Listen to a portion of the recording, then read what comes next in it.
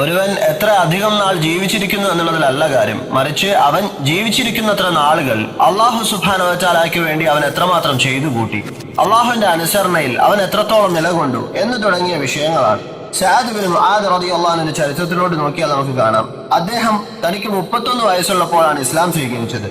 ശേഷം 37-ാം വയസ്സിൽ അദ്ദേഹം മരണപ്പെടുകയും ചെയ്തു. അപ്പോൾ 6 വർഷം മാത്രമാണ് അദ്ദേഹം ഇസ്ലാമിൽ ഉണ്ടായിട്ടുള്ളത്. പക്ഷെ എന്താ സംഭവിച്ചത്?